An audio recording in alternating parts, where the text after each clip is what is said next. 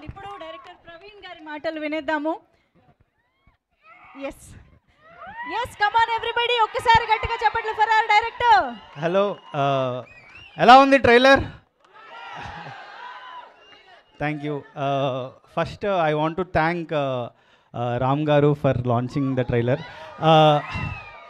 అంటే ఒక సపోర్ట్ చాలా ఇంపార్టెంట్ అండి. ఈ టైంలో ఒక ఇలాంటి సినిమాకి ఒక పెద్ద సపోర్ట్ మీరు ఇచ్చారు. That is big thing for us.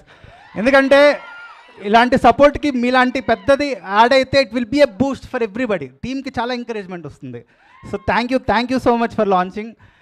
And ఈ సినిమా సో చాలా అంటే మీరు ట్రైలర్ నేను ఎక్కువ చెప్పలేం, కానీ ట్రైలర్ చూస్తే తెలుస్తుంది కదా ఎంత ప్రాణం పెట్టామో.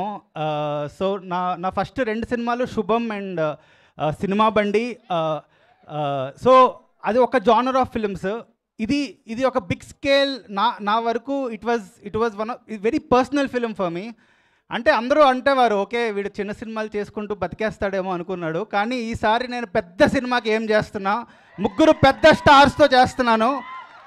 అండ్ ఇంకో విషయం చెప్తా, ఇదేదో కంటెంట్ ఓరియంటెడ్ అంటే ఓకే ఇది ఆర్ట్ సినిమా అలా అనుకోకండి. ప్రాపర్ కమర్షియల్ సినిమా తీశాను నేను.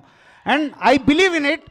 అండ్ ఈ సినిమాకి నాకు ఖచ్చితంగా నమ్మకం ఉంది. ఈ సినిమాకి పేరు వస్తుంది అని నాకు ఖచ్చితంగా నమ్మకం ఉంది. కానీ ఈ సినిమాకి డబ్బులు రావాలి.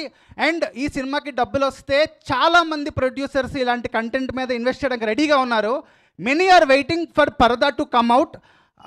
So very important film.